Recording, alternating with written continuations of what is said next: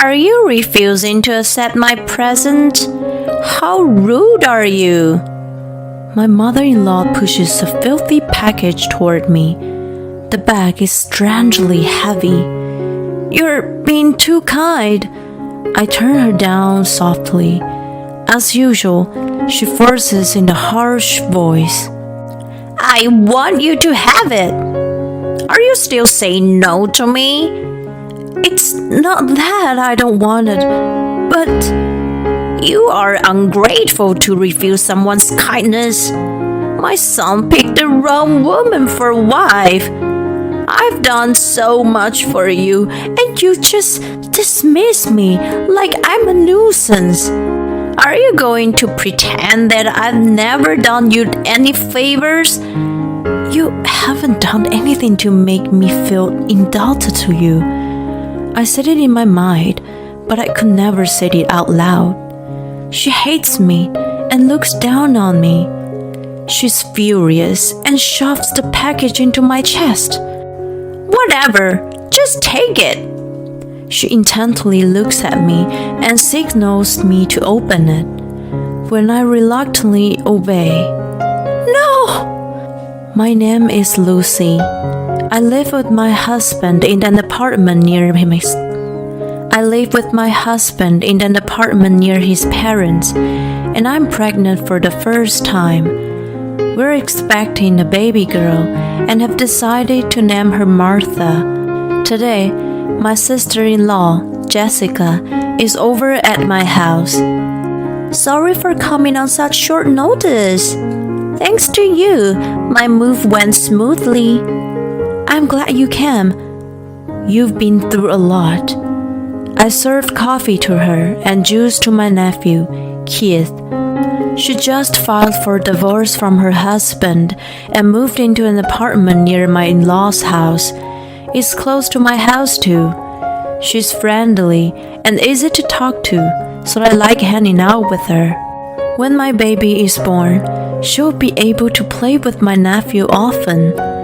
He's a quiet boy and always hides behind his mom. When my eyes meet his, he smiles shyly and asks, Aunt Lucy, can I touch your belly? Of course you can. He's still timid, but he must be curious about my big belly and becomes chattier than normal. He gently strokes my belly and whispers into my ear, Your baby is a girl, isn't it? Yes, but how do you know that? I just found out the gender not long ago and haven't told anyone yet. While Keith is in the bathroom, I mentioned Jessica about it. About the gender of my baby. Oh, you found out the sex? What is it? It seems that she didn't know from her reaction. It's a girl. I'm thinking of naming her Martha. Keith just guessed the sex of my baby right. He's amazing. She looks a little astounded, then chuckles. He seems to be able to guess things like that. He can see a little into the future or something. It's like he has some mysterious power. I see. That's amazing. But it seems he can only vaguely see things. He hasn't guessed the lottery numbers right. Too bad. I smile, watching her laughing at her own joke. Keith has a mysterious air around him, so I'm able to accept her story without any resistance. Contrary to my good relationship with my sister-in-law, my mother-in-law, Joanne, never liked me. What's she giving me this time? I've been telling her I don't want anything. I sigh at the side of a bag in front of the door. She's been harassing me by giving me unwanted presents. It's not obvious harassment, but she gives me food that's borderline spoiled, or disheveled clothes that no one would want to wear. Unwanted things that are clear no one would be happy to receive. It's tricky as she could justify that it was in her best interest. It's a way of doing things that neither my father-in-law nor my husband Matt noticed. "Joanne, you're being too kind," I refused softly, but she retorted in a harsh voice, "I want you to have it. How can you say no to that?" "I'm not saying no, but you are ungrateful to refuse someone's kindness. You haven't done anything to make me feel indebted to you." She's furious and shoves the package into my chest. I once discussed this with Matt, but he's been spoiled by her and doesn't even expect a thing. "She doesn't have any bad intentions." He shrugs it off. It's frustrating that he makes it sound like it's my fault for not being grateful. Recently, she escalated, and I received a bag with soil and worms in it. "How rude! They say it's good soil for your health, so I went out of my way to get it from my neighbor's garden." Satisfied to see me freaked out, she couldn't contain her laughter. As she was leaving, she told me to get rid of my nasty bag as soon as possible. This isn't the only harassment. On weekends, she comes over under the guise of helping a pregnant daughter-in-law and stays all day. "Matt, is she doing her chores? It looks dirty over there." I'm skeptical if she's making a comfortable home for a hardworking man like you. She sighs dramatically at me. "Oh no, Matt doesn't like this. You eat the fried chicken I got for you. There's French fries too. You love fried food, don't you?" "Thanks, Mom. You know me well." She has always been negative about my cooking, which is mainly vegetable-based. Even so, she eats 3 meals I serve and leaves a lot of fried food that Matt likes. If she's going to criticize my food, why does she eat them? Matt's getting fatter thanks to her all-meal food. Of course, she has never helped me with housework. Rather, she emphasizes that pregnancy is not an illness, and even forbids Matt to help me. "I'd like you to at least clean the bathroom for me." "Pregnancy is not an illness, is it? That's what my mom says. You can do it once you're not sick." He's been influenced by her, so it's very troublesome. I've been fed up with my life, but one day, I noticed that Joanne hasn't been bothering me with unwanted gifts and stopped coming over. It's since Jessica and Keith moved closer. I asked Jessica what's been going on. She gives me a troubled look and sighs. Keith's been doing mischief at in-laws frequently and making Joanne crazy. He poured ketchup all over the clothes my mom had put together and knocked over a container full of food. He doesn't seem like that type of boy. Before moving here, he had never caused trouble.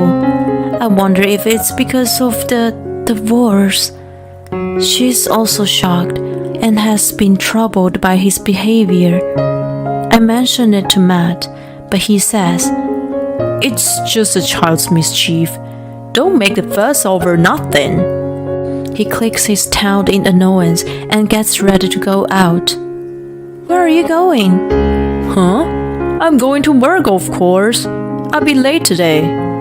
Then he disappears behind the door. Work? It's the weekend. He's been working on his day off a lot lately. I coolly watch him leave the house. Moments later, Keith shows up alone. "What are you doing here?" "Aunt Lucy, I need to tell you something about my grandma and Uncle Matt." I sense a disturbance in his voice. "Actually," I'm beyond shocked by what he tells me. The frustration I've been holding back until now boils up as anger from the core of my body. I see. Thank you for telling me, Keith. This is unforgivable. I can't turn a blind eye after being mistreated this badly. An eye for an eye. I'm going to double the payback. One day, Matt, Jessica, Keith, and I gathered at my in-laws' house for my father-in-law's birthday. I made a meatloaf today. Don't be shy to get more. While Joanne brings out already sliced pieces on each plate, Matt leaves to get salt and pepper.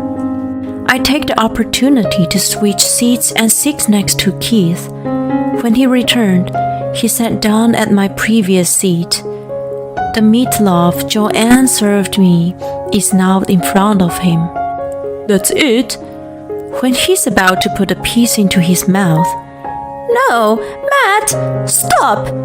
she swats his fork away with her hand. It fell to the floor with a clatter. What the heck is wrong with you, Mom? Matt stares at her with wide eyes. All of us are stunned, and the table falls dead silence. Is something wrong, Joanne? No, it was just a bug. A bug? There's no such thing anywhere. What a lame lie. As I criticize her in my head, sensing the awkwardness, she rushed to excuse herself. I really saw the bug. Anyway, why are you sitting there? That's Matt's seat. She glares at me. This was the slice I served you. She mutters in a low voice as she looks at the piece on the floor. What do you mean? It's apparent that she's done something to my food out of spite. Then Keith, who's sitting next to me, pulls out Jessica's phone and shows us the screen. Look, Grandma. Oh, what? He plays a video of her pulling some kind of powder on my meatloaf. What is it, Mom? What did you put on the food? The bizarre image made me shiver. If Aunt Lucy ate it, she got a stomachache, and her baby suffered. Is that true? What are you thinking, Mom? Keith shows us the other voices he's been recording. There is footage of her intentionally putting the eggs she sent to me under the sun to make them go bad, picking up an ugly flower vase from the garbage dump, and collecting dirty used clothes from neighbors. It also shows us she's humming and stuffing them into cardboard boxes. Her face turns wider and wider as these images are revealed one by one. What is this? This is harassment. What's going on? What have you been doing to Lucy? My father-in-law and Jessica are flabbergasted. Keith, you knew, and you've been playing pranks on us all this time? I poured ketchup on the old clothes she was going to send to Aunt Lucy. The food I turned over was made from rotten ingredients. I ruined it before she could give it to her. Thank you, Keith. He was protecting me and my baby in the form of mischief. He could see the future that Joanne was going to harm us, so he interfered and recorded evidence on the phone. I'm so moved by the fact that this timid boy has been protecting me and my baby that tears well up in my eyes. You guys are overreacting. That powder is just a laxative. What's the big deal? What are you talking about? Pregnant women can't take any medicine. That's right. What if something happens to the baby? Joanne glares at us all. Keith doesn't listen to me, so I want Matt to come back home. And I don't like the fact that the baby is a girl. So, she's been harassing me without her husband, who hates crookedness, to find out. Mom, what the heck? Matt, who remains silent, blames her. My eyebrows twitched at the sound of his voice. How can you blame her? Let's get a divorce. Wait, what? What's this all of a sudden? I pulled out the report compiled by the private investigator. It contains the evidence of him having an affair with a colleague. My in-laws are stunned by his sudden turn of events. You told your mom that I didn't do my chores and that I was a bad cook. You regretted marrying me. You were even encouraging her to harass me, weren't you? You were hoping that I would initiate the divorce. You didn't want to pay alimony, so you didn't want to do anything about it yourself. You took advantage of your mom. You're the one who started it all. No, what are you talking about? I'm just... No excuse. I have proof here. I'll give you the divorce you want, but you're going to pay alimony. When I finished scolding him, he shrinks into his chair. When Keith came over alone the other day, he told me about Joanne's harassment and Matt's affair. I guess he could see the future. Since then, I had been gathering evidence and decided to expose it when we all gathered like this. I'm so sorry, Lucy. I've been fed up with my mom's favorism toward Matt. I was aware that she didn't think well of you, but I couldn't say anything because I've been supported by my parents since moving back here. I had no idea that the two of them were in it together. I am so sorry. I'm going to cut ties with them. Cut ties? Matt, this is what happens when you cheat on your wife. You were harassing her badly too. They start blaming each other. Knock it off! Get the heck out of here, both of you! My father-in-law roars and throws them out of the house. I apologize on their behalf, Lucy. He seems deeply affected by the event. Then he filed for divorce from Joanne. I also lodged divorce papers with Matt's consent. By the way, when Jessica decided on divorce, Keith told her that her ex-husband was cheating on her. She didn't believe him at first, but when he kept telling her, she finally looked into it and found out about the affair. She was frantically gathering evidence at that time. Keith observed her and learned the importance of evidence. One day, when he came to visit me at home, I told him I had a regular checkup the next day. He strongly advised me not to go. But I must go. Then please, take a different route than usual. Promise me. I sensed something was up and took a different route to the checkup. When I got home without incident and turned on the TV, I saw Joanne's name on the screen. What on earth? I had always walked on the clinic for exercise. On that same road, she was run over by the car that had lost control. It was reported that she had broken her leg. My father-in-law told me later that she had been stalking me out of resentment. I guess she was waiting on me that day. Keith was right about taking a different road and protecting me from her and the accident. The accident was brought on by my grandma, he said. He had a point. It's the law of attraction, or cause the effect, or something like that. I guess if you hold a grudge or are obsessed with someone, maybe the negative energy will come back to you. Let's avoid doing things that have no benefits to anyone. I learned this lesson well from this incident.